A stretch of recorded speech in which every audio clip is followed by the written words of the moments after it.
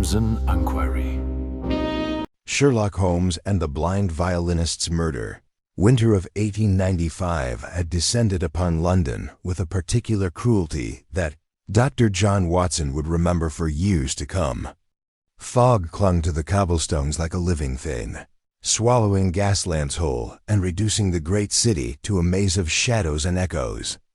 It was on such an evening, the 12th of January, to be precise, that the case which would later be recorded in Watson's private journals as the Blind Violinist's Murder first announced itself at the door of 221B Baker Street. Watson sat by the fire, nursing a brandy and attempting to read the evening edition of the Times, though the flickering light and the howling wind outside made concentration difficult. Across from him, Sherlock Holmes lay stretched upon the settee in his mouse-colored dressing gown, his eyes fixed upon the ceiling with that peculiar intensity that suggested either profound thought or absolute vacancy. A cold pipe rested between his lips, unlit for the past hour. "You are wondering," Holmes said suddenly, without moving, whether the coal merchant has cheated Mrs. Hudson again, or whether she has simply been distracted by her sister's illness. Watson lowered his newspaper. "I beg your pardon?" "You glanced at the coal scuttle 3 times in the last 10 minutes. Each time, your brow furrowed slightly deeper. The fire burns adequately, so your concern is not immediate warmth. You are calculating whether our supply will last the week. Mrs. Hudson typically replenishes it every Thursday. Yet here we are on Saturday with notably less than usual." Holmes finally turned his gray eyes toward his companion. "Your concern suggests shortage. The question is merely the cause." "I was thinking nothing of the sort," Watson protested, though even as he spoke, he realized he had indeed been subconsciously aware of the diminished coal supply. "I was reading about the Whitechapel Development Project." "Were you? Then why has your eye not moved past the 3rd paragraph in 20 minutes? Before Watson could formulate a suitable response, the sound of urgent footsteps upon the stairs interrupted them. These were not the measured steps of Mrs. Hudson, nor the heavy tread of a Scotland Yard inspector. These footsteps were rapid, desperate, and accompanied by the unmistakable tap of a walking cane. Holmes was on his feet before the knock came, his lethargy vanishing like morning mist. "Come in," he called out. The door swung open to reveal a young woman of perhaps 25 years, her face pale beneath the hood of a dark green traveling cloak. Snow dusted her shoulders, and her gloved hands trembled as she gripped the silver handle of an elegant cane. But it was her eyes that immediately drew Watson's attention, or rather, the way they did not fix upon either of the room's occupants. "Mr. Holmes?" Her voice was steady despite her obvious agitation. "Mr. Sherlock Holmes?" "I am he. Please, come in and sit by the fire. You have traveled some distance in considerable haste, and I suspect your news cannot wait for pleasantries." The woman moved with practiced grace despite her blindness, her cane sweeping gently before her as she navigated toward the chair Holmes indicated. Watson rose immediately to assist her, but she had already seated herself with the precision of someone intimately familiar with darkness. "My name is Miss Cordelia Ashworth," she began, pulling the hood back to reveal auburn hair pinned in a somewhat disheveled arrangement. I was the pupil of Marcus Thorne." Holmes' expression sharpened almost imperceptibly. "The violinist. I attended his performance of Paganini's Caprices at the Royal Albert Hall 3 years ago. A remarkable interpretation, though his tempo in the 5th caprice was to my ear unnecessarily hurried." "You knew him?" Miss Ashworth's sightless eyes widened. "I knew of him. There is a considerable difference." Holmes settled into his chair, his fingers steepled beneath his chin. "I also know that Marcus Thorne has not performed publicly in 18 months, that he recently refused a position with the Vienna Philharmonic, and that he has become something of a recluse in his Hampstead residence. What I do not know, Miss Ashworth, is why you speak of him in the past tense. The young woman's composure finally cracked. A single tear traced down her cheek, though she made no move to wipe it away. "Because he is dead.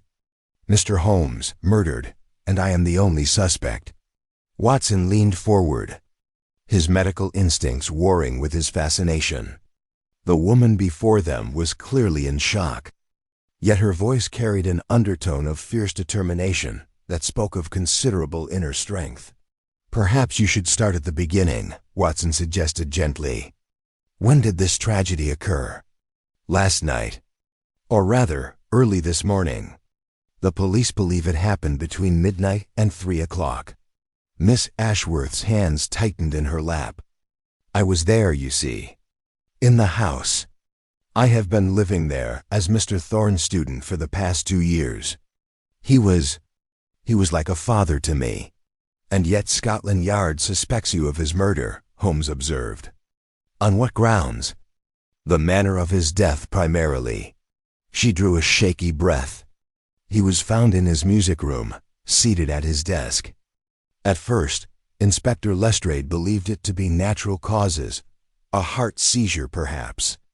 Marcus was 63 years old and had not been in the best of health. But then they found the note." "Note?" Miss Ashworth reached into her cloak and withdrew a folded piece of paper, which she extended toward Holmes. "This is a copy. The original is with the police. They allowed me to transcribe it before they suggested I not leave London." Holmes took the paper and unfolded it carefully. Watson moved to read over his shoulder, and together they examined the brief message written in an elegant, flowing script. "The music dies with me. She knows why. Mt. The handwriting has been confirmed as Mr. Thorne's," Miss Ashworth continued. "And the she to which he refers. I am the only woman in the household. His housekeeper, Mrs. Bramwell, is 68 years old and has been with the family for 40 years. His niece, Lady Pemberton, visited only twice in the past year. I am the obvious candidate." Holmes studied the note in silence for a long moment. Then, with a movement so swift it made Watson start, he brought the paper to his nose and inhaled deeply. "Curious," he murmured. "Most curious indeed. What is it, Holmes?" Watson asked Dot, but Holmes did not answer. Instead, he turned his penetrating gaze upon their visitor. "Miss Ashworth, you mentioned the manner of his death prompted suspicion. What precisely was that manner?" "Poison, Mr. Holmes. They believe he was poisoned. The teacup beside him contained traces of something. I do not know the technical term. But here is what troubles me most deeply." She leaned forward, her blind eyes somehow finding Holmes' direction with uncanny accuracy. "I am blind, Mr. Holmes. I have been since birth. I cannot read, I cannot write, and I most certainly cannot identify one powder from another or measure precise doses of anything. Yet they believe I somehow administered a fatal poison to a man who trusted me completely." "The note troubles them," Holmes said. "It suggests premeditation, a motive known only to you and the deceased. Combined with your presence in the house at the time of death, it creates a circumstantial web that Lestrade would find irresistible. But I loved him." The words burst from her with raw emotion. "He took me in when I had nothing. He taught me to play, to hear music as he heard it, not merely as sound, but as mathematics, as architecture, as poetry written in vibrations. Why would I destroy the one person who made my darkness bearable?" Holmes rose and walked to the window, his silhouette stark against the frost-covered glass. When he spoke, his voice had taken on that distant quality that Watson recognized as the first stirrings of genuine interest. "You say he was seated at his desk. Was he in the habit of working late?" "Always. He composed through the night, most nights. Sleep came to him only in fragments.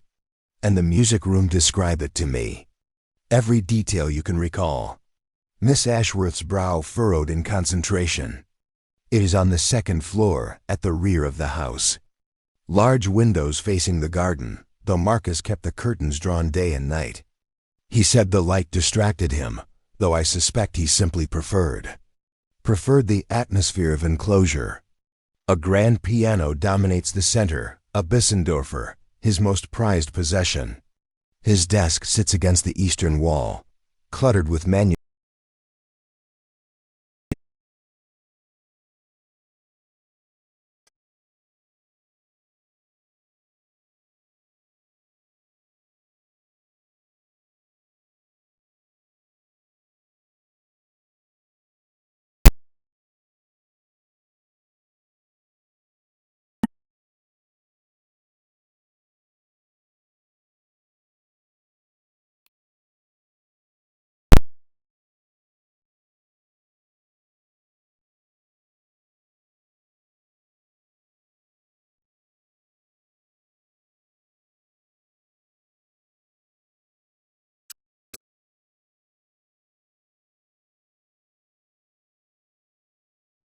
Not wake until Mrs. Branwell's screams roused me at 7 this morning. And between 9:30 and 7 o'clock, you neither heard nor sensed anything unusual? No footsteps, no doors, no unfamiliar sounds? Miss Ashworth hesitated. There was. I'm not certain it was real. I may have dreamed it. Tell me regardless. Music. I thought I heard music, very faintly, sometime in the deep of night. A violin. But it was not Marcus's playing. The tone was different, harsher, more aggressive. I dismissed it as a fever dream brought on by my headache. Holmes exchanged a meaningful glance with Watson. And yet, you said Mr. Thorne was found at his desk, not at his instrument. That is correct. His violin was in its case, untouched. Then who was playing? The question hung in the air, unanswered. Holmes returned to his chair and sat in absolute stillness for nearly a full minute. Miss Ashworth waited with remarkable patience, as though accustomed to the eccentricities of genius. Watson watched his friend's face, searching for some indication of his thoughts, but Holmes' expression remained inscrutable. At last, the detective spoke. Miss Ashworth, I have 3 more questions before I determine whether to take your case. Ask them. First, in the 2 years you lived with Marcus Thorne, did he ever speak of enemies? Anyone who bore him ill will, professional or personal? The young woman considered carefully. He had rivals, of course. The musical world is not so genteel as it appears.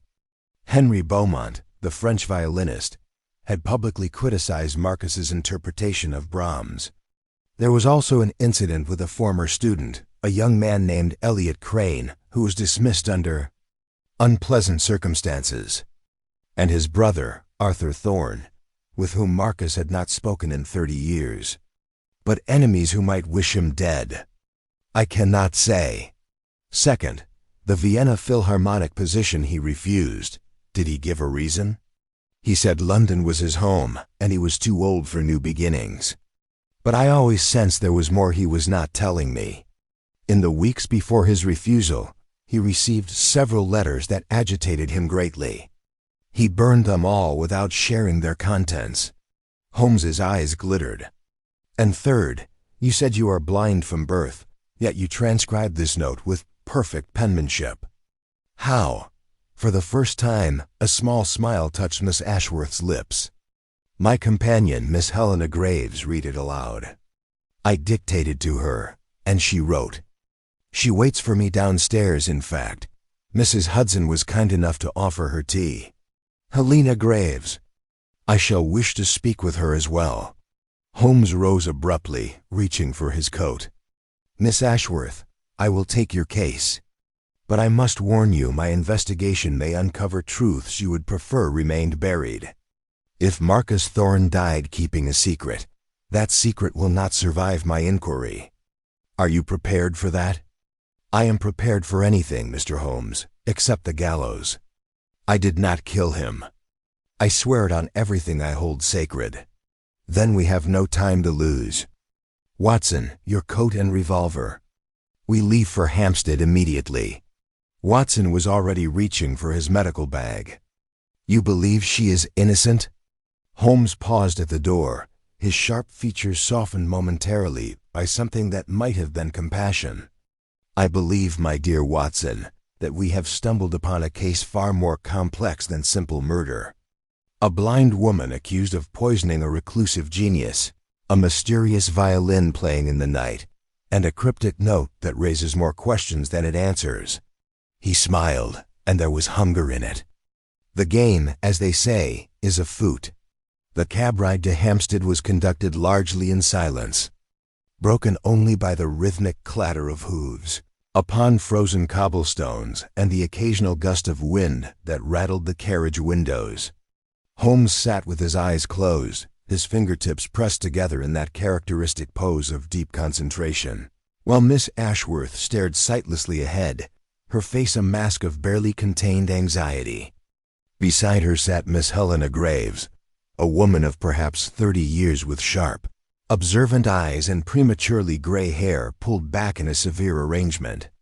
She had introduced herself briefly in Mrs. Hudson's parlor, her handshake firm and her manner protective of her blind companion. Watson studied Miss Graves with the professional assessment of a physician.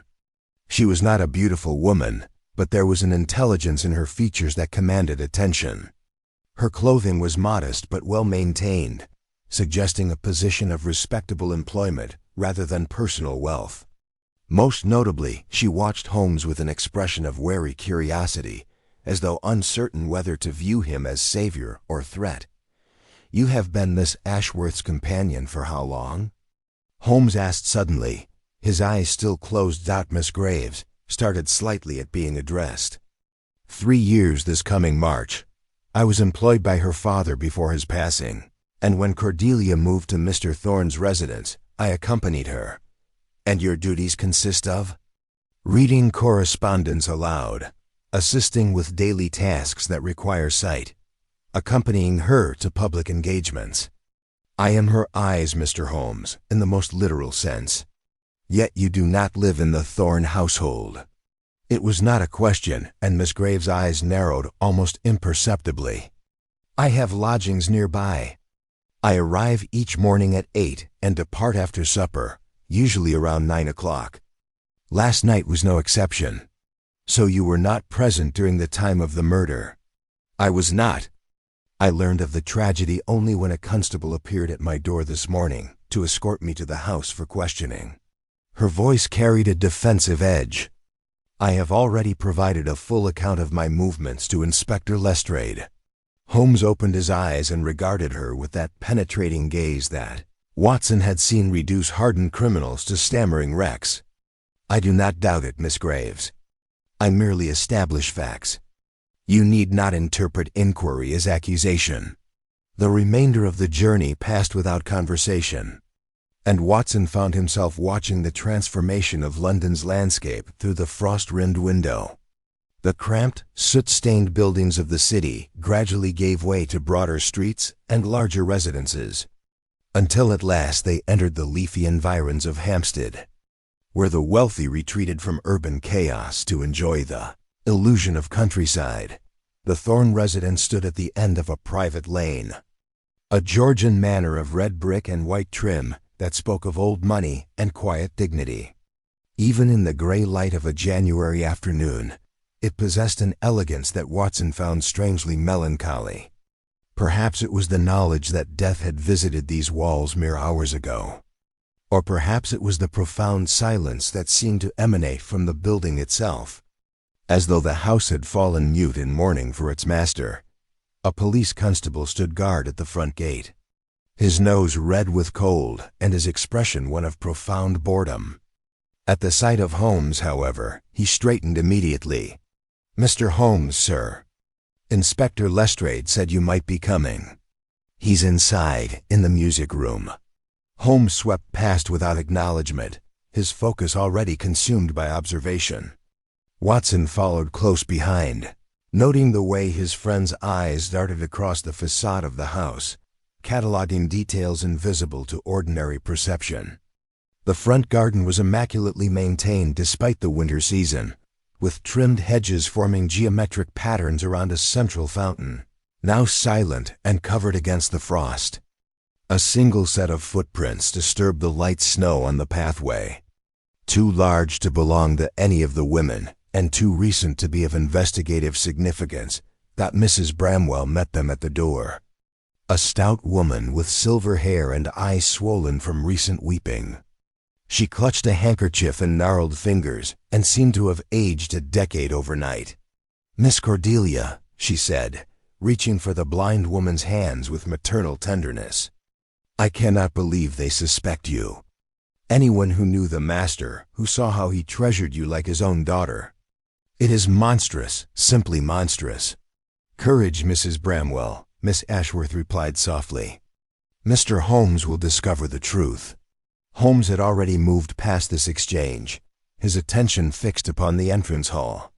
Watson observed him examining the polished marble floor, the ornate coat stand beside the door, and the narrow table upon which visiting cards might be left. A silver tray rested there still, containing several envelopes that appeared to be unopened correspondence. "These arrived today?" Holmes asked. Mrs. Bramwell nodded, dabbing at her eyes. "The Morning Post. I haven't the heart to deal with such matters." Holmes rifled through the envelopes with practiced efficiency, holding each to the light before returning it to the pile. One, however, he slipped into his coat pocket with a movement so subtle that Watson nearly missed it entirely. Before he could comment, Holmes was already ascending the main staircase, taking the steps two at a time with an energy that belied his earlier languor. The music room lay at the end of a long corridor on the second floor, its door flanked by two additional constables who stepped aside without challenge. And there, standing in the center of the room with his customary expression of frustrated determination, was Inspector G. Lestrade of Scotland Yard. "Holmes," Lestrade said, the single word carrying equal measures of relief and resentment. "I wondered how long it would take you to appear." "Miss Ashworth engaged my services barely 2 hours ago," Holmes replied, already moving past the inspector to survey the room. "I trust you have not disturbed the scene beyond recognition." Lestrade's mustache twitched with barely suppressed irritation. "We have followed proper procedure, I assure you. The body has been removed to the mortuary for examination, but everything else remains precisely as it was discovered this morning." Watson stepped into the room behind Holmes and immediately understood why Marcus Thorne had chosen this space for his creative endeavors. It was a sanctuary of music made physical, every surface devoted to the art that had defined the dead man's existence. Shelves of leather-bound scores climbed toward the ceiling, their spines bearing names that read like a history of Western composition: Bach, Mozart, Beethoven, Brahms. The grand piano Miss Ashworth had mentioned dominated the room's center, its ebony surface gleaming despite the thin layer of dust that suggested it had not been played in some time. Sheet music lay scattered across its closed lid, covered in handwritten annotations that spoke of obsessive perfectionism, but it was the desk against the eastern wall that commanded Holmes' immediate attention. He approached it with the reverent caution of an archaeologist uncovering sacred relics, his keen eyes absorbing every detail before his hands touched anything. Watson moved to join him, and together they examined the site where Marcus Thorne had spent his final hours. The desk itself was a magnificent piece of Victorian craftsmanship, its surface cluttered with the debris of creative genius. Manuscript paper lay in untidy stacks, covered with musical notation in a cramped, hurried hand. Ink bottles stood in various states of emptiness, their contents having fed countless hours of composition. A brass lamp with a green glass shade occupied one corner, its wick burned down to a stub. And there, positioned precisely where a working hand might easily reach it, sat a delicate china teacup upon a matching saucer. Holmes produced a magnifying glass from his pocket and bent low over the cup, examining its contents with intense concentration. The tea within had long since gone cold, its surface bearing a faint oily residue that caught the gray afternoon light. "The poison," Lestrade offered. "Our medical examiner believes it to be some derivative of belladonna, though he cannot be certain until further tests are completed. A lethal dose, administered in the tea. Death would have occurred within an hour of consumption, perhaps less. And the symptoms? Watson asked, his professional curiosity overriding his role as mere observer. Consistent with belladonna poisoning. Dilated pupils, rapid heartbeat, convulsions. The housekeeper reports that Mr. Thorne's face bore an expression of considerable distress when she discovered him. Lestrade consulted his notebook. She entered the room at approximately 7 o'clock this morning, having become concerned when he did not appear for breakfast. She found him slumped over the desk, quite dead, with the note clutched in his left hand. Holmes straightened abruptly. His left hand, you say? That is correct. Is it significant? Rather than answer, Holmes turned to survey the broader room. Watson watched his friend's gaze travel methodically across every surface, every shadow, every seemingly insignificant detail. He paused at the windows, where heavy velvet curtains of deep burgundy hung in thick folds, blocking all external light. He examined the fireplace, cold and empty, its grate free of ash. He studied the pattern of dust upon the floorboards, the arrangement of chairs, the positioning of music stands that stood like silent sentinels around the piano. The violin, Holmes said suddenly. Where is it? Lestrade gestured toward a case resting on a small table near the window. There, untouched, as Miss Ashworth indicated. A Stradivarius, I am told, worth more than most men earn in a lifetime. Holmes crossed to the case and opened it with delicate fingers. The instrument within was indeed magnificent, its varnished surface glowing with the warm amber tones characteristic of the legendary Italian craftsman. But Holmes showed no interest in the violin's beauty or value. Instead, he lifted it carefully and examined the strings, the bridge, the chin rest. He brought the instrument close to his nose and inhaled deeply, just as he had done with the note in Baker Street. This violin has not been played in at least a week, Holmes announced. The rosin on the strings is dried and cracking, and there's dust accumulated in the faux-holes. Yet Miss Ashworth reported hearing violin music during the night of the murder. She also admitted she might have dreamed it, Lestrade countered. The woman had retired with a headache. Hardly a reliable witness. On the contrary, Inspector. A blind person's remaining senses are often remarkably acute. If Miss Ashworth believed she heard a violin, I am inclined to take her seriously. Holmes replaced the instrument in its case and turned his attention back to the room at large. Tell me about the household. Who else was present last night? Only 3 people slept in the house, Lestrade replied. Mr. Thorne, Miss Ashworth, and Mrs. Bramwell. The housekeeper's quarters are on the ground floor, at the rear of the building. Miss Ashworth's room is on this floor, 3 doors down from the music room. Mr. Thorne's private chambers are directly adjacent. No other servants? A cook who arrives daily and departs after the evening meal. A gardener who comes twice weekly. Neither was present last night. Holmes nodded slowly, his expression revealing nothing of his thoughts. He completed another circuit of the room, pausing occasionally to examine some minute detail invisible to Watson's eyes. At the bookshelf, he withdrew a volume and flipped through its pages before returning it to its place. At the piano, he lifted the lid and pressed a single key, allowing the note to fade into silence before closing it again. At the desk, he crouched low and studied the floor beneath, emerging with a small object pinched between his thumb and forefinger. What have you found? Watson asked. Holmes held it up to the light, a tiny fragment of red sealing wax, no larger than a fingernail. Perhaps nothing. Perhaps everything. He slipped it into an envelope produced from his pocket and turned to Lestrade with an expression of sudden intensity. I must see the body, and I must speak with everyone who had contact with Marcus Thorne in the days before his death. Can you arrange this? Lestrade sighed heavily. I had a feeling you would say that. I had a feeling you would say that, Lestrade muttered. The body's been taken to St. Bartholomew's. You may see it as soon as you like. As for the household, they're all here, Miss Ashworth, her companion, and the housekeeper. I've kept them from leaving, though I've no lawful cause yet to detain them." Holmes inclined his head. "You have shown unusual restraint, Inspector.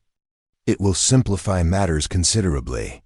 He moved back to the desk and touched the surface lightly with the tips of his fingers, as though feeling for some vibration that lingered in the wood. "Before we trouble Bart's," he said, "let us be certain we have exhausted what the room itself can tell us. The note, for instance. Where precisely was it when you first saw it?" "In his left hand," Lestrade replied. "Clutched rather tightly, in fact. I had to pry his fingers open to remove it. The hand was already beginning to stiffen. You observed this yourself. You did not allow an overzealous constable to do it for you?" Lestrade bristled. "I was present from the moment Mrs. Bramwell called the police. Nothing has been altered without my knowledge." "Quite so," Holmes murmured. "And the pen with which the note was written?"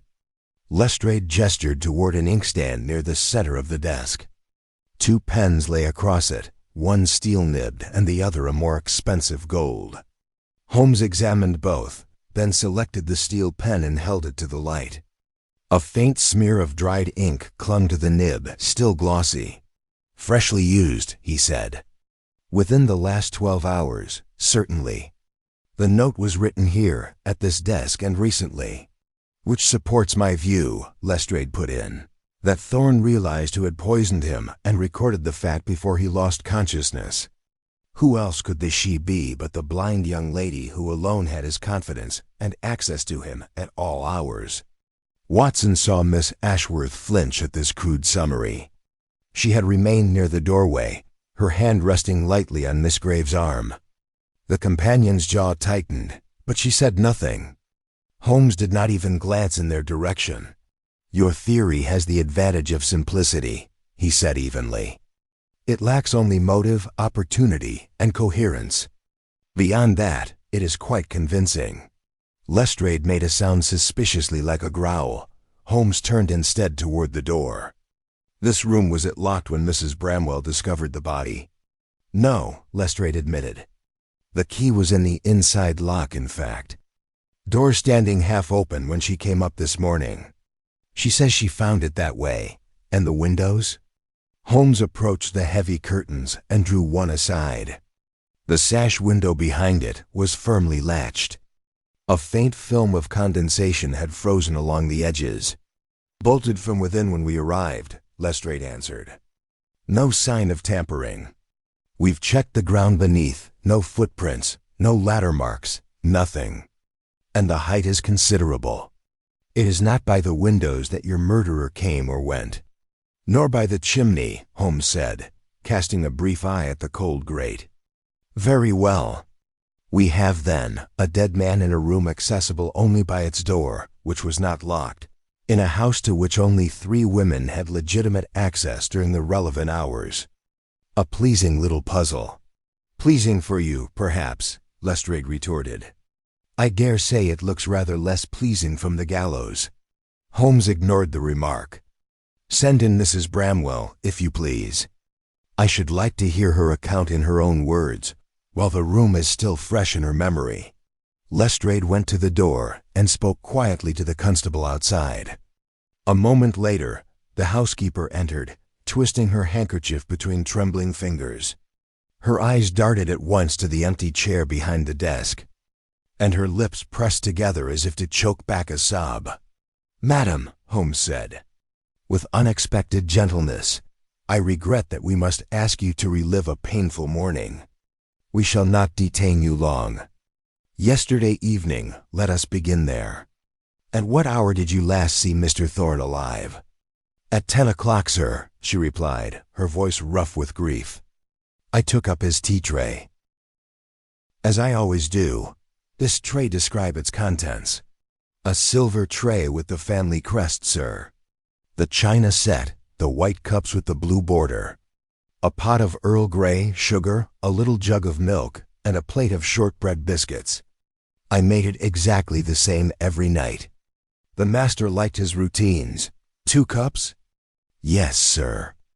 For him and Miss Cordelia, in case she joined him. But last night she did not. No, sir. She had a headache and went to her room early. I told the master so. How did he receive this news? Mrs. Bramwell hesitated. He said nothing, sir. Just nodded, he seemed. Not himself, all the afternoon and evening. Quiet-like, as if something weighed on his mind. Holmes glanced at Lestrade. You neglected to mention that. I saw no bearing it had upon the method of his death, the inspector said stiffly. Holmes returned his attention to the housekeeper. Not himself in what way, exactly? You have known him many years. Since he was a boy, sir. He was always intense, if you understand me, a man of moods. But yesterday, it was different. After the afternoon post came, he shut himself up in here. I heard him pacing, and then, she broke off. And then? Holmes prompted softly. Then he played, sir. Only for a little while, but I've never heard him play like that. Wild it was, and angry. Not like his usual beautiful pieces. It set my teeth on edge, even downstairs. Then it stopped all at once. I went up to see if all was well, but the door was locked. He called out that he wished to be alone. Watson felt a prickle along his spine.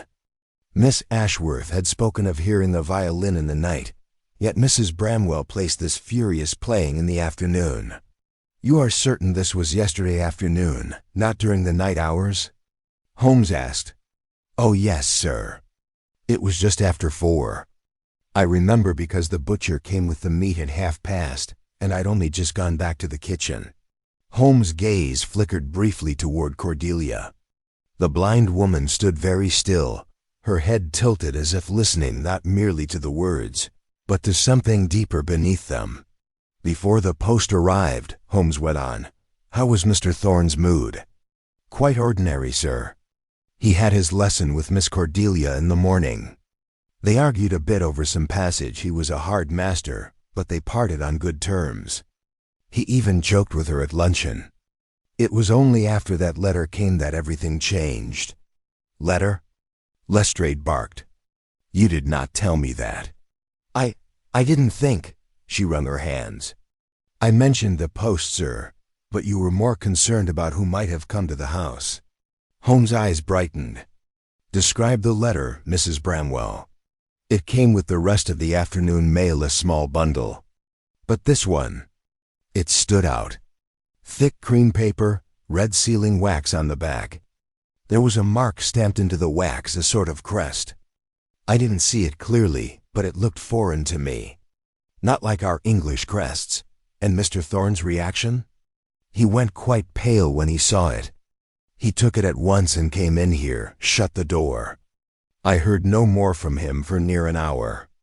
Then came the violin, as I said. Later, when I brought up the tea, there was a smell of burning in the room. I saw ashes in the grate there. She pointed at the empty fireplace. He must have burned the letter. Holmes, who had been listening with half-closed eyes, moved suddenly to the hearth. He knelt, ran a finger along the iron bars, examined the brick floor of the firebox, then looked up at Watson. You will recall, my dear fellow, that when we first entered, there was not so much as a fleck of ash in this grate. Watson nodded slowly. Yes, I remember noting how unusually clean it appeared, given the season. Holmes turned back to Mrs. Bramwell. Have you, at any time since yesterday, emptied this fireplace or instructed anyone else to do so? Certainly not, sir. The master rarely had a fire in here. I only cleared it once a fortnight. The last time was 4 days ago. Then someone has removed the ashes of that letter since it was burned, Holmes said quietly. Someone acting after Mr. Thorne's death, or very late last night at the earliest. Lestrade opened his mouth, closed it again, and looked at the grate with new respect. And the tray? Holmes continued, his tone suddenly brisk. When you found the body this morning, where was the tea tray? On that small table by the wall, sir, just where I had left it. Only the master's cup had been used. The other was clean. Holmes went to the indicated table. The tray still stood there, preserved by Lestrade's order. The teapot, a delicate china piece, bore a brown line around its interior, marking the level to which it had been filled. The second cup, though apparently unused, had a faint ring at its bottom, as if tea had once sat there and been poured away. Holmes lifted it, sniffed, then carried it to the window for better light. "You observed nothing peculiar about the tea when you prepared it?" "Nothing, sir. It came from the same tin I always use. I took it from the kitchen straight up here. The master poured his own." "And did you return to this room at any time before 7 this morning?" "No, sir. After taking up the tray, I went downstairs, finished my accounts, and retired at 11. I sleep sound, Mr. Holmes. I heard nothing in the night." Holmes set the cup down very carefully. "Thank you, Mrs. Bramwell. You have been most helpful. One more question only. Who besides yourself had access to the tea canister in the kitchen yesterday?" She blinked. "Why?" "Only me and the cook, sir. Miss Cordelia and Mr. Thorne never entered the kitchen. Miss Graves, perhaps, if she wished to fetch water, but that's rare. And the gardener comes only in the mornings, sir. He has his own shed." "Very good. That will be all for now. Pray remain within call." When she had gone, Holmes stood quite still, gazing at the untouched violin case as though it held the answer to every question. Watson could endure the silence no longer. "Well, Holmes, you have learned something. I can see it." "I have learned," Holmes replied slowly, "that there was a letter of considerable importance, now reduced to a memory and some absent ashes. That someone took pains to erase even those ashes. That tea was poured into 2 cups and then removed from one of them. And that our victim, in the hours before his death, played in a manner entirely unlike himself. And what does it signify?" "It signifies," Holmes said, his eyes suddenly alight, "that we are dealing not with a simple crime of passion, but with a carefully orchestrated performance. The question remains, who is its composer?" He turned toward Miss Ashworth and Miss Graves. "Now, ladies, if you will oblige me, I should like to hear your own account of yesterday's events from the first lesson to the last sound you remember before sleep." Holmes drew 2 chairs a little apart from the desk and indicated that the ladies should sit. Miss Ashworth allowed Miss Graves to guide her, folding her hands neatly in her lap. Miss Graves herself sat upright, her back straight and expression guarded. "If you please, Miss Graves," Holmes began, "we will start with you. You are better placed to give us a visual account of events. Begin with yesterday morning and leave out nothing you recall, however trivial it may appear." Miss Graves' eyes flicked once toward Lestrade, as though weighing how much she dared contradict the line of suspicion she had already discerned, then settled on Holmes. "I arrived, as usual, a few minutes before 8, she said. Mrs. Bramwell admitted me. Mr. Thorne was already in the breakfast room, taking coffee. He was perfectly ordinary, courteous but distracted. He complained of the cold, I remember. Cordelia joined us shortly afterward. Did he eat well?" Holmes asked. "He rarely ate much," she replied. "Half a slice of toast, a little fruit. He was of a nervous constitution." After breakfast, Cordelia and I went to the music room for her morning practice. At 10 precisely, Mr. Thorne joined us for her lesson. Watson watched Cordelia's face as her companion spoke. The blind woman's features grew tenser, yet she made no attempt to interrupt. "Describe that lesson," Holmes said. "Particularly any exchanges between teacher and pupil." "It began as usual," Miss Graves replied. "They were working through a new etude very demanding. Mr. Thorne could be exacting. He stopped her frequently, corrected her bowing, her intonation. There was nothing unusual in that. The only real disagreement came toward the end." "What was its nature?" "Mr. Thorne wished her to adopt his fingering in a certain passage," Miss Graves said.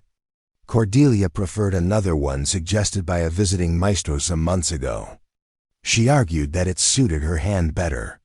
He insisted. She refused. Voices were raised. He called her obstinate. She replied that he was old-fashioned and afraid of new ideas. Lestrade gave a low whistle. Not such perfect harmony as we were led to believe.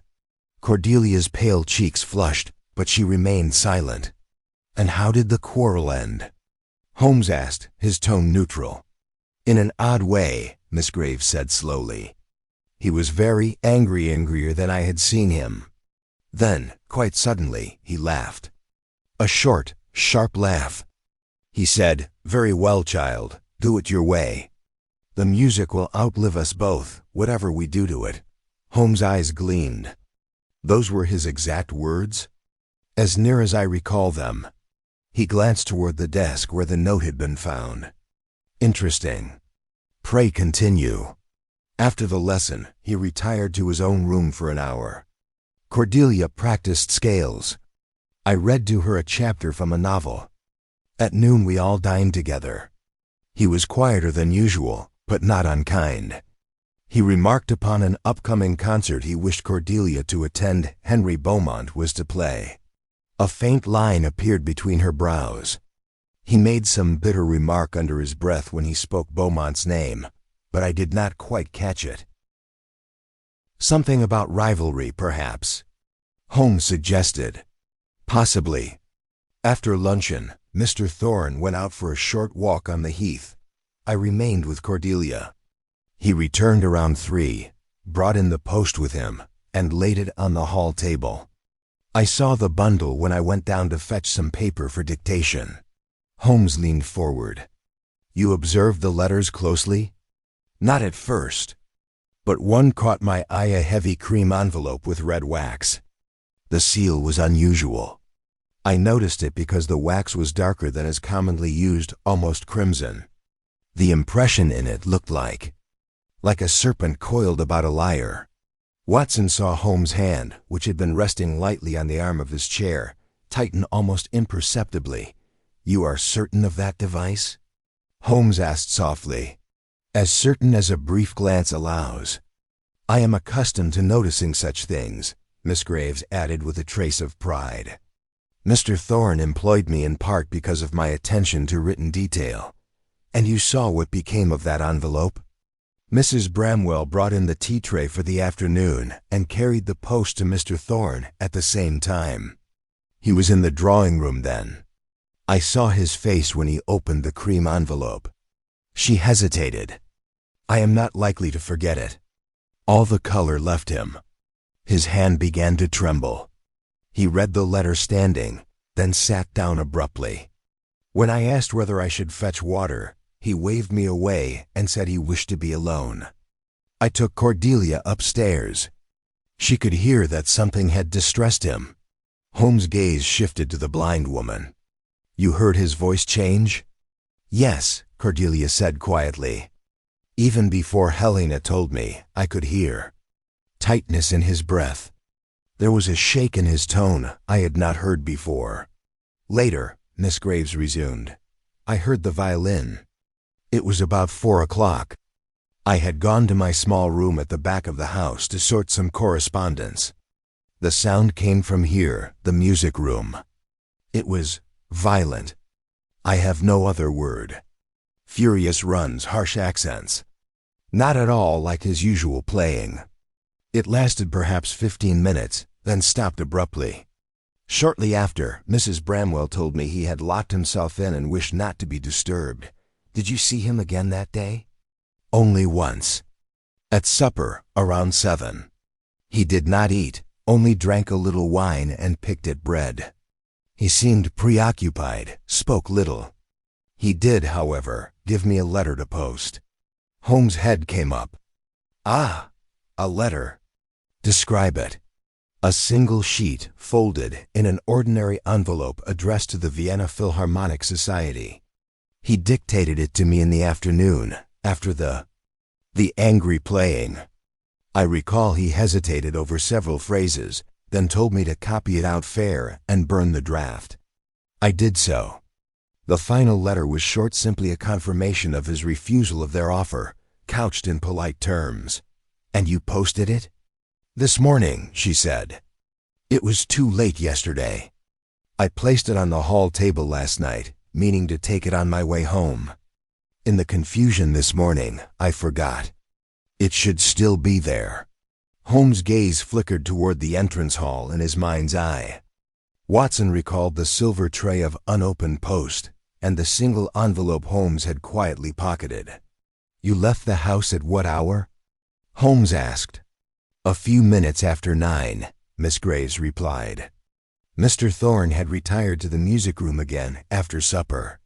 Cordelia complained of a headache and went to her chamber. I assisted her to undress, read her a few pages to soothe her, and left her about 8:30. I then returned downstairs, gathered my things, and departed by the front door. Mrs. Bramwell was in the kitchen. The house was very quiet. I heard no unusual sound." Holmes nodded, then turned to Cordelia. "Now, Miss Ashworth, from your perspective. You need not repeat what overlaps with Miss Graves' account, but I am particularly interested in anything heard rather than seen." Cordelia drew a slow breath. The morning was as Helena described. Marcus was in one of his stern moods, but that was not uncommon.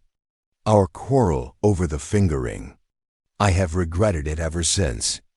It seems an absurd thing to remember now. "You must not reproach yourself," Watson said gently. "Such disputes occur in every close partnership."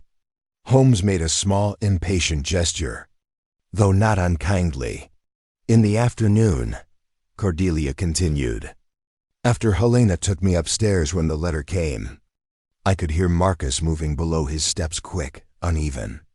When he began to play, the sound filled the house. I have never heard him drag such tones from his violin. It was like listening to a storm in a confined space. I could not tell what piece it was, if indeed it was a piece. It sounded more like improvisation under great emotion." Her sightless eyes stared straight ahead, as if seeing that remembered sound. Then it stopped. There was silence for a long time. When Mrs. Bramwell brought me tea later, she told me he had locked himself in. I did not speak to him again until supper. Even then, he said little. Once he touched my hand as I passed him the salt. His fingers were cold, and he squeezed my hand very slightly, as if to say something he did not say. Her voice faltered for the first time. Watson felt a sympathetic tightening in his own throat. "After supper?" Holmes prompted. "He went back to this room. I heard the door close.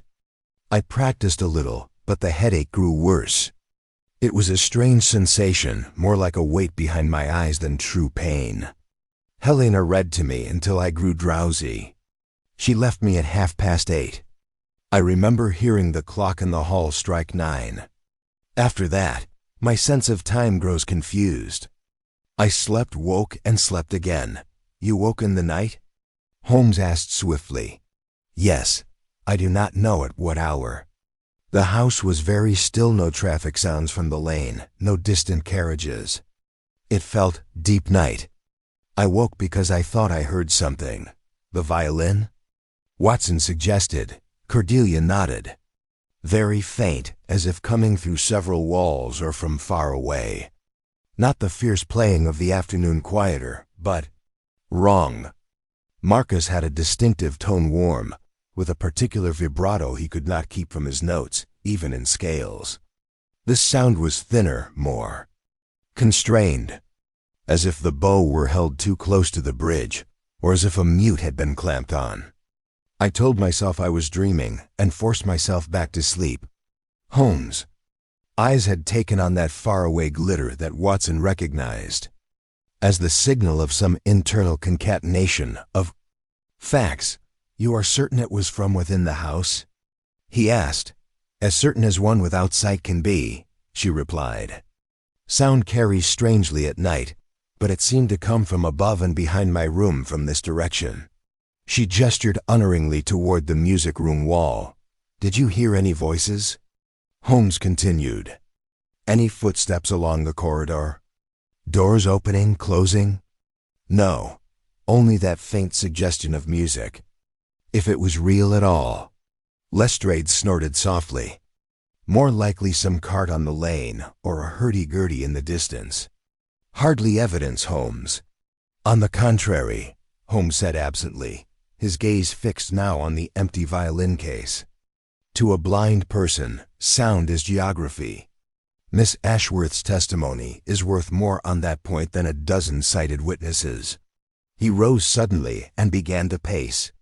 His long fingers clasped behind his back. "You have omitted one thing only, Miss Ashworth," he said at last. "Your knowledge of Mr. Thorne's relations. Yesterday you mentioned a brother and a former student who had parted from him under a cloud. Have either of these gentlemen visited the house of late?" Cordelia frowned in concentration. "Not Arthur, the brother. Marcus never spoke his name if he could avoid it. But Elliot Crane. Yes. He came 3 days ago, Tuesday." Lestrade straightened. "You didn't tell me that." "You did not ask," Miss Graves said sharply. "I told you of the young man. You dismissed it as irrelevant, since he had gone before noon." Holmes turned to Cordelia. "Describe his visit."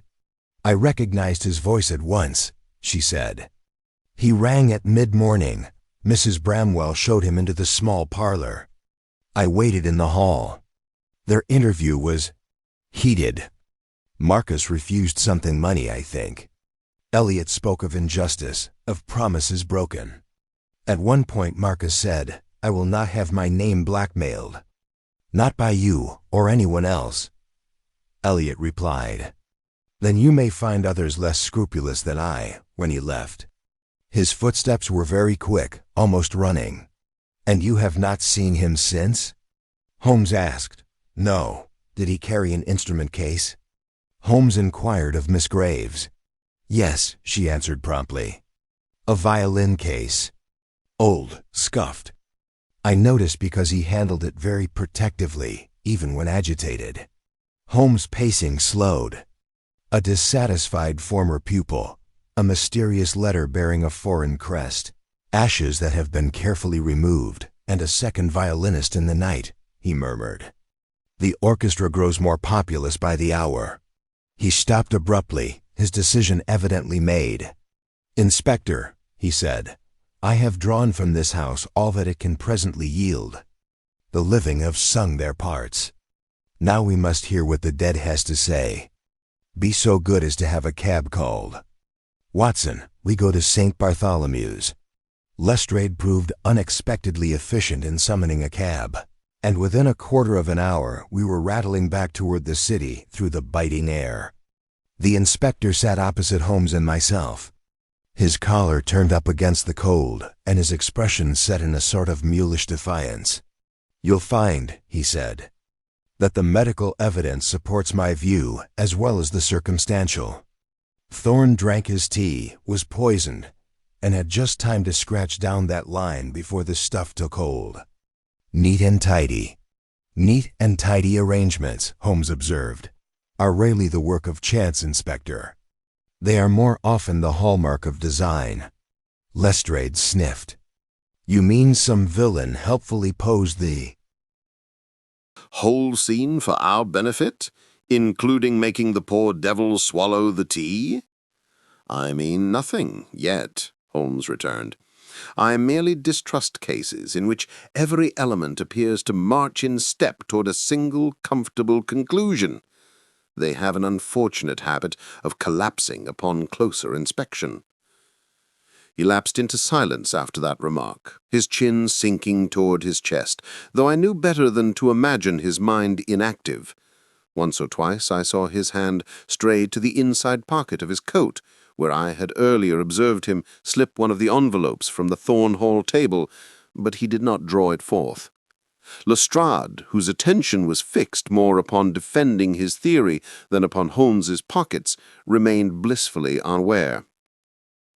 St. Bartholomew's presented its usual air of brisk impersonal industry, Porters trundling trolleys along echoing corridors, the smell of carbolic hanging like a ghost over everything, and the low murmur of voices from wards and side rooms. Lestrade led the way by habit, for Scotland Yard and Bart's had long collaborated in the grim business that awaited us. In the small, tiled mortuary chamber, we found the hospital's pathologist, Dr. Edmund Kelsey, bending over the still form that had so lately been Marcus Thorne. He straightened at our entrance, pulling off his spectacles and wiping them methodically upon his sleeve. "Holmes," he said, with a nod. "I wondered if this one would bring you out. Lestrade tells me you know the name." "I know his work," Holmes corrected. "How does he present as a patient, doctor?" "As a corpse, you mean." Kelsey was one of those dry fellows whose macabre profession had worn his humor to bone. Very classical poison picture. Pupils widely dilated, heart overstimulated, signs of delirium before death. I have made only a preliminary examination, but I would lay a considerable wager on a tropane alkaloid, belladonna or a near relative. He drew back the sheet that covered the body. Marcus Thorne lay on the slab, his thin features fixed in the wary half-surprise I had observed in many violent deaths. The fingers of his right hand were slightly curled, as if they but lately held something. The left lay more rigidly extended, the tendons standing out like cords. "You see the midriasis," Kelsey said, indicating the glassy eyes. Skin dry as parchment, no excess salivation, no cyanosis. Heart would have raced furiously at first, then faltered. Nasty way to go, but not an uncommon one if one is foolish with certain tinctures. "Tinctures," I repeated. "Indeed. Belladonna preparations are used in small doses in a variety of complaints. Neuralgia, gastric cramp, even as a cosmetic in certain circles, I am told." His lips twisted. "Ladies will risk much for bright eyes." Holmes was not listening to this aside. He had moved to the head of the slab and now systematically examined the dead man's hands, wrists, and forearms. I saw him note, as I did, the thickened tips of the fingers of the left hand, the mark of the violinist, while the right was leaner, with a faint ridge of hardened skin along the inner thumb and index from the bow. "Any signs of struggle?" he asked. "None externally," Kelsey replied. "No bruising about the mouth or jaw, no defensive wounds, no needle marks that I can find. The poisoning was almost certainly oral." "And the contents of the stomach?" "A strong infusion of tea, taken perhaps 2 hours before death. Some bread and cheese from earlier, a little wine. I have saved samples, of course." He nodded toward a series of neatly stoppered jars on a side table. Holmes's brows drew together. 2 hours before death. You are reasonably confident of that interval?" "As confident as morphology allows," Kelsey said. "Temperature, state of digestion, degree of rigor. I put the time of death between 10 and midnight. Closer to 10, if pressed." Lestrade frowned. "That can't be right. Mrs. Bramwell took in the night tea at 10. He can't have drunk it 2 hours before that."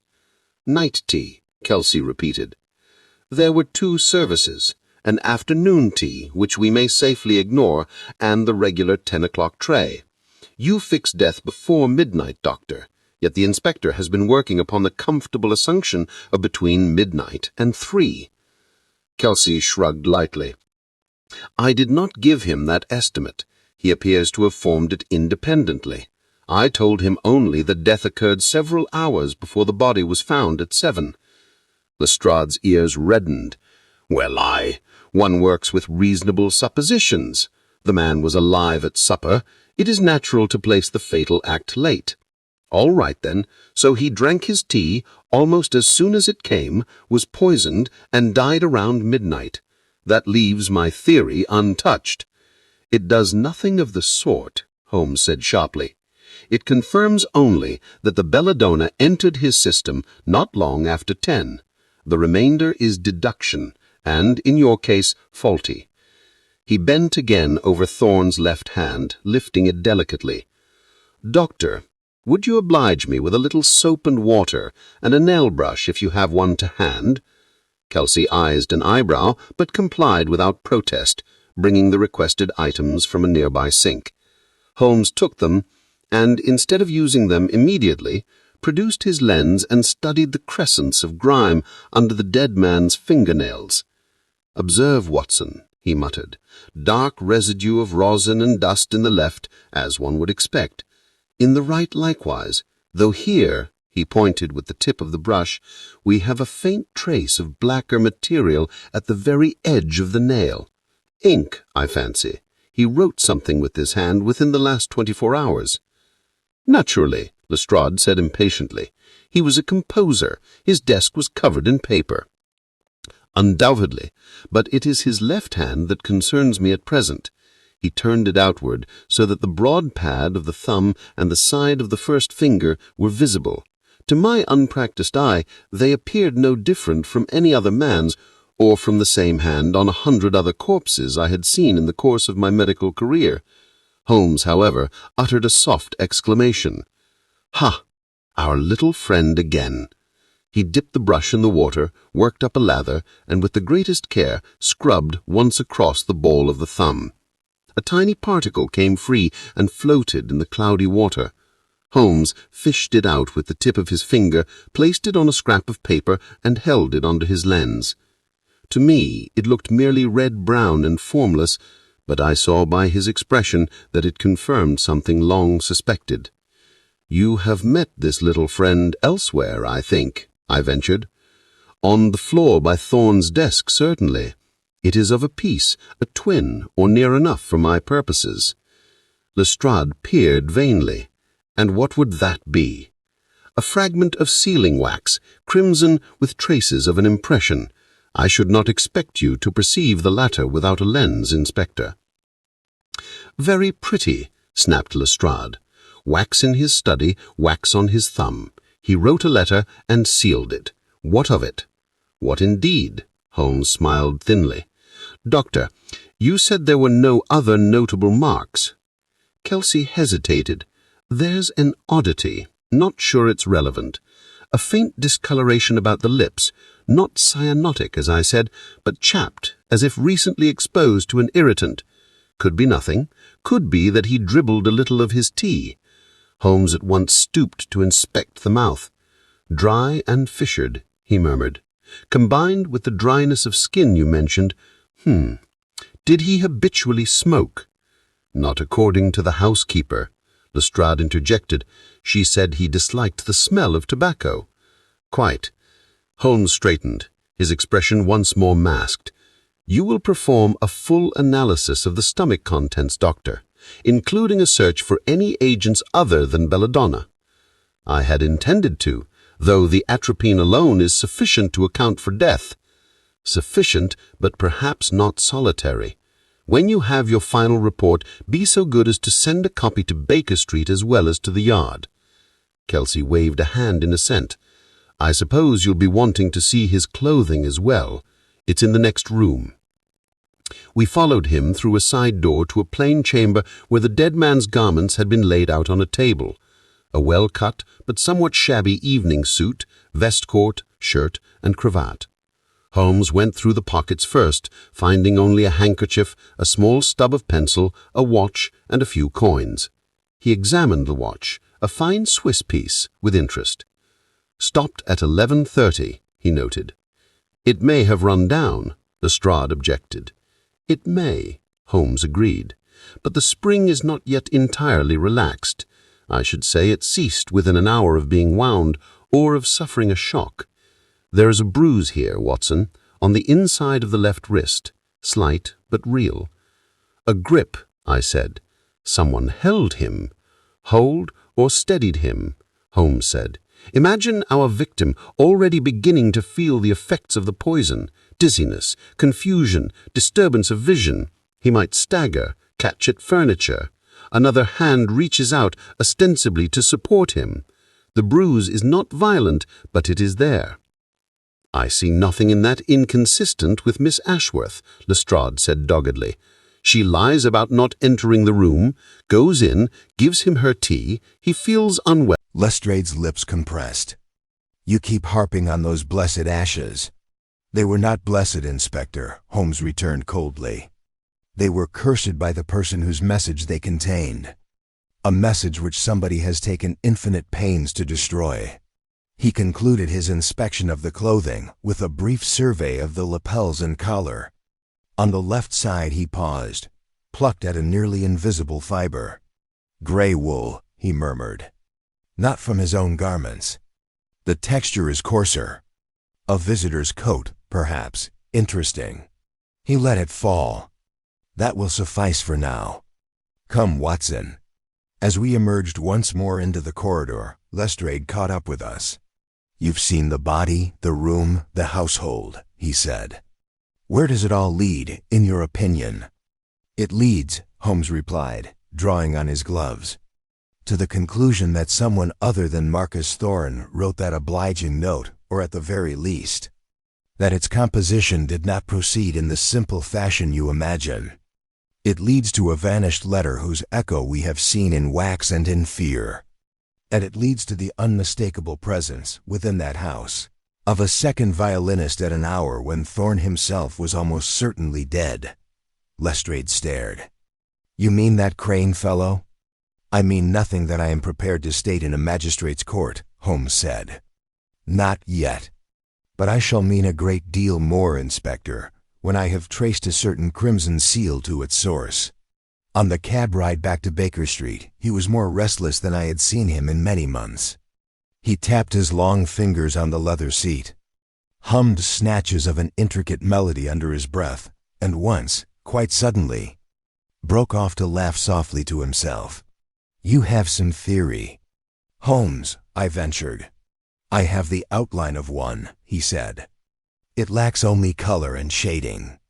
Those, I fancy, will come when we have paid a visit to Mr. Elliot Crane, and perhaps to another gentleman who plays with serpents and lyres. And Miss Ashworth? I asked.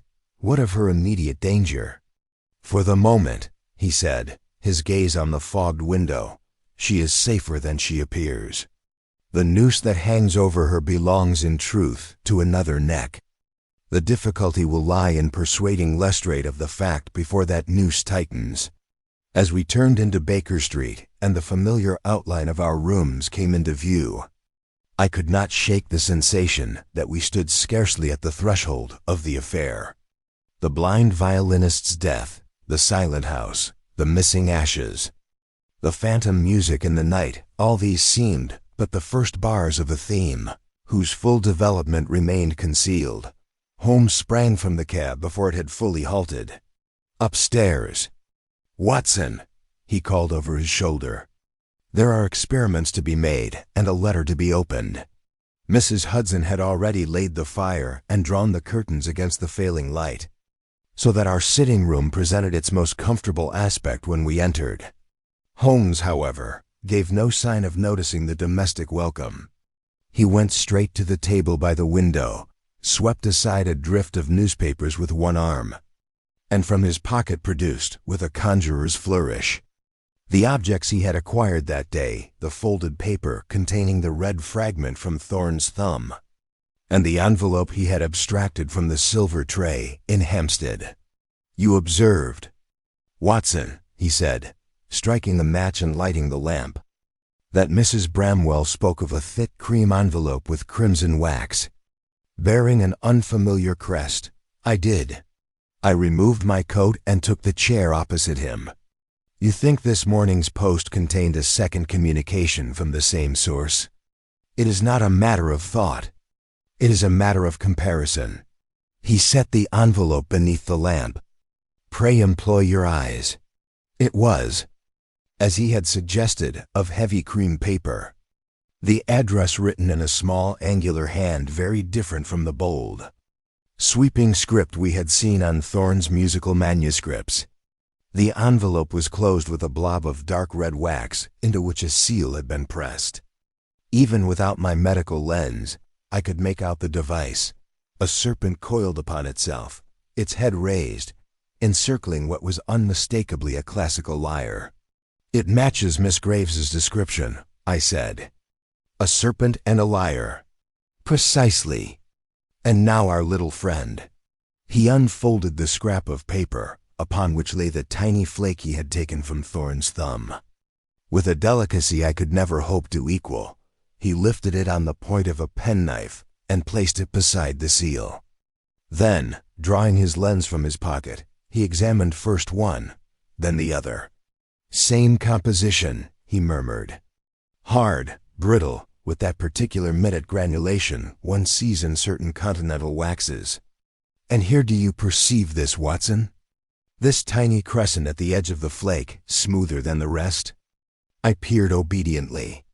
Under the lens he lent me, I could indeed distinguish along one side of the fragment a faint, curved impression, as if it had once formed part of a larger, molded surface, part of the serpent's coil, I hazarded, or of the liar's bowl.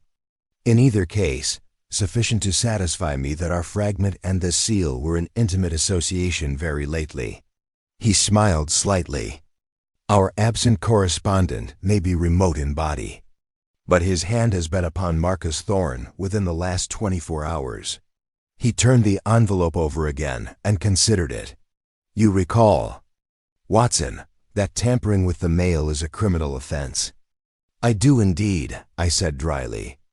But I have also observed that your respect for the letter of the law is occasionally subordinate to your devotion to its spirit. You put it too kindly. He rose, went to the mantelpiece, and in a moment had placed upon the table a small kettle of water, which he set upon a spirit lamp. Still, since we are already in a state of sin, we may as well sin skillfully. A little steam applied judiciously to the flap should allow us to preserve both paper and seal. In a few minutes the kettle began to sing. Holmes held the back of the envelope to the spout, moving it slowly so that the warm moisture softened the gum.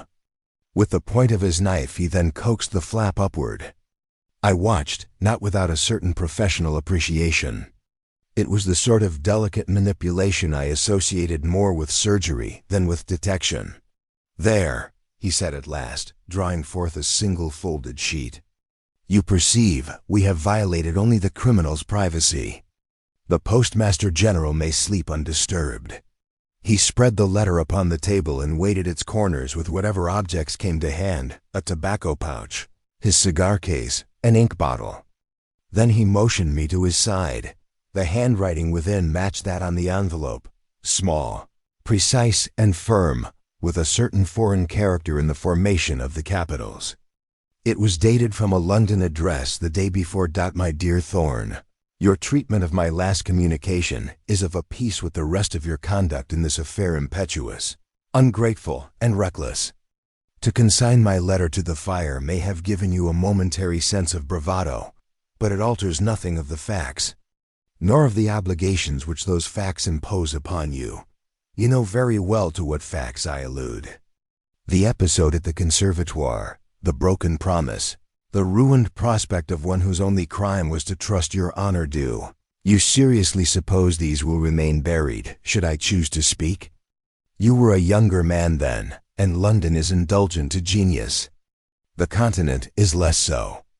There are those in Vienna, in Prague, and in Paris who would be very glad to hear my version of that winter. I have asked only what is just, the surrender into my hands of the manuscript, which owes its existence to circumstances you would prefer forgotten, and your written undertaking to forego its performance under your own name. These demands are modest compared with what I might exact.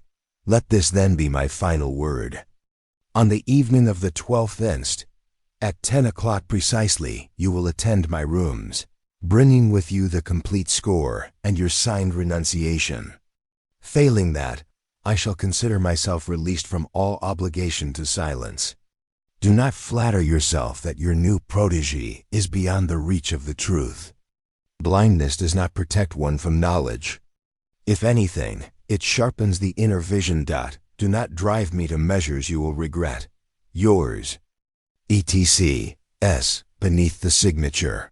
The serpent and liar device had been impressed again in miniature. We read it through in silence. To me, The words bore the unmistakable stamp of blackmail. There was in their tone a cold assurance, a consciousness of power which made my skin crawl. "A pleasing fellow, this S," I observed. "He wields his whip with a practiced hand." Holmes' face had grown very intent. "Remark, Watson," he said, tapping the sheet lightly, "that while the tone is threatening, the matter is precise. This is not the bluster of some vulgar hanger-on. He reminds Thorne of a specific incident at a specific institution abroad involving a single victim. He demands a particular object, a manuscript, and a defined renunciation. He appoints a time and place for the surrender. And he betrays, perhaps inadvertently, an intimate knowledge of Thorne's present circumstances." "You mean his reference to Miss Ashworth?" "Exactly. Your new protégé. Blindness does not protect one from knowledge. Our man S is well informed. Either he has recent spies in Hampstead, or he has been there himself. And the first letter, which Thorne burned, would have set forth the terms in full. Undoubtedly, Mrs. Bramwell smelled burning. Miss Graves saw his agitation. Our friend here," he indicated the sheet, "writes in direct reference to that act of destruction. To consign my letter to the fire and observe the phrase, 'Do not flatter yourself that your new protégé is beyond the reach of the truth.' There is pride there, Watson, and injured vanity. Thorne sought to defy him by flame. He replies by coolly appointing a meeting 2 days hence." Holmes's finger traced the date at the top of the page. "The 10th. The meeting on the 12th. Thorne dies on the night of the 11th. Our blackmailer will wait in vain." "You think, then, that the writer is not himself the murderer?" I asked. Holmes smiled faintly. "My dear fellow, when have you known a practiced blackmailer to kill his goose? It is his business to keep it laying golden eggs of fear for as long as possible. The death of Thorne closes his account and deprives him, I need hardly add, of the manuscript he so covets. Unless, I suggested, he had already obtained it. Might he not have met Thorne secretly before the appointed time? Possible, but contrary to the psychology displayed here. A man who chooses his words with such deliberation does not lightly depart from his own plan. No, I incline rather to the view that some third party, cognizant in whole or part of this affair, struck at Thorne for a motive at present obscure, and that S is for the moment a conductor whose baton has been snatched from his hand." He rose, crossed to his desk, and pulled out one of the commonplace books in which he had indexed those odd scraps of information that had proved their worth in so many of our former adventures. Turning quickly to the letter S, he ran his finger down a page, muttering names and phrases under his breath. "Sebastian. Septimus. Ah! Here we are. Serpent coiled about lyre. Device used as private seal by one styling himself Serapion. Itinerant impresario and fixer of musical engagements upon the continent. Suspected in connection with the disappearance of certain manuscripts in Vienna. 1889. See also Crane, Eliot. Thorne, Marcus. You had cause to note the connection before." I exclaimed. "In the vaguest fashion," Holmes replied. "Some years ago, a paragraph in a foreign musical journal caught my eye. An obscure dispute at the Prague Conservatoire between an English violinist of rising reputation and a shadowy figure known only as Serapion, over the ownership of a piece of music. There was mention of a promising student whose career came to an abrupt end. I made a note of it, thinking that where there is shadow, there may one day be substance. I added the names Crane and Thorne later when I heard, very indirectly, that each had spent a winter in that same city about that time." He closed the book with a snap. "It appears, Watson, that our London murder has its roots in foreign soil. But let us not allow the continental aroma to distract us from the simple English facts beneath our noses. 1. Marcus Thorne was under pressure from this Serapion to surrender a manuscript. 2. He resisted, up to and including burning at least one letter. 3. He feared, understandably, that the exposure of some past misdeed would reach not only the public, but those closest to him now. 4. He dies on the eve of a forced meeting. And 5. Here Holmes' gaze sharpened. The only persons in London we presently know to have been entangled with him in that foreign past are Serapion himself and one Elliot Crane. Elliot again. I murmured. You mean to see him at once? I mean to know where he sleeps, eats, and keeps his violin, Holmes returned.